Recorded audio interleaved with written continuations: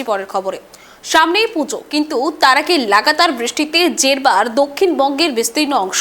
টানা বৃষ্টিতে বানভাসী রাস্তাঘাট, চাষের জমি থেকে শুরু করে পুকুর। একদিকে পুজোর আগে রাজ্যে বন্যার ভ্রুকুটি, অন্যদিকে চাষের জমি জলের তলায় থাকায় হু হু করে বাড়ছে মাছ মাংস থেকে শুরু করে শাক সবজি আনাজপাতির দাম। বাজারে বেরিয়ে রীতিমতো নাভিশ্বাস ওঠার জোগাড় সাধারণ মানুষের।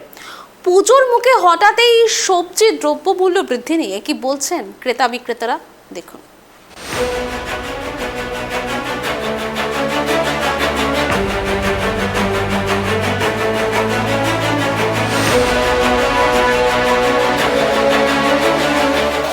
বিগত বেশ কয়েকদিনে প্রবল বৃষ্টি হওয়ার কারণে জেলায় জেলায় বন্যা হয়েছে। তার ফলেই এখন চাষিদের যে সবজির ক্ষতি হয়েছে, তার ফলেই কিন্তু যে পশ্চিমবঙ্গের কলকাতার বিভিন্ন মার্কেট ঘুরে আমরা যেটা দেখতে পেলাম যে সেখানে সবজি থেকে শুরু করে বিভিন্ন আলু, পেঁয়াজ, রসুন, বিভিন্ন জিনিসের দাম কিন্তু অত্যাধিক বেশি।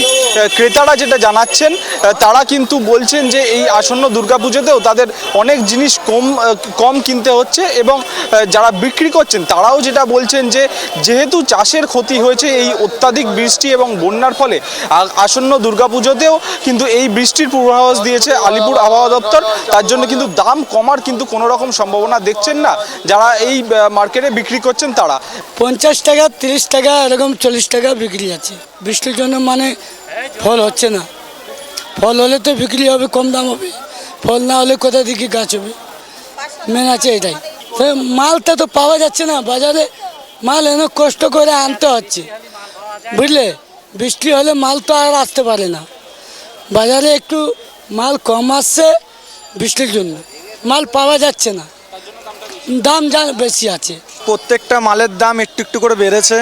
যেরকম কি চাষিরা বলছে যে ফসল শেষ হয়ে এসছে, বেশি ফসল অনেক ধ্বংস হয়েছে, যেই কারণে প্রত্যেকটা মাল, ভেন্ডি যেটা ছিল 40 টাকা কিলো, সেই ভেন্ডি এখন হয়ে এসছে 60 টাকা কিলো।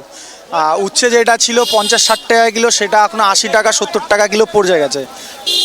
পটল ছিল সপ্তাহ 10 দিন আগে যেটা 30 টাকা কিলো ছিল, সেটা এখন এসে গেছে 40 টাকা কিলো।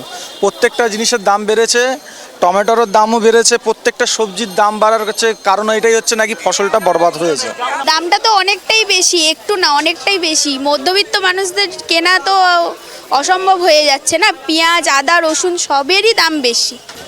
বন্যার জন্য হচ্ছে, প্লাস আরও বন্যার জন্য তো এমনি সবজির দামও বাড়ছে, খালি আদা রসুন পেঁয়াজের দাম বাড়ছে তা তো না। হ্যাঁ অবশ্যই দুর্গাপুজোয় আমাদের এবারে সব কিছুর দিক থেকেই এখন দুর্গাপুজো, সবজি বলো, আদা রসুন পেঁয়াজ, আলুরও দাম ইভেন বেশি, সব কিছুরই দাম বেশি।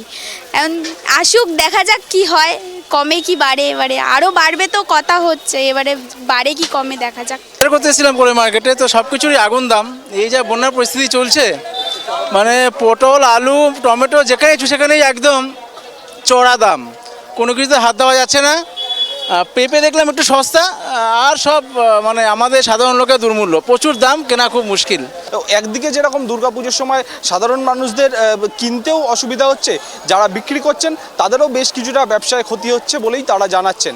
ক্যামেরায় সূর্যশঙ্কর অধিকারীর সঙ্গে অভ্রদীপ দাসের রিপোর্ট, ট্রাইব টিভি, কলকাতা।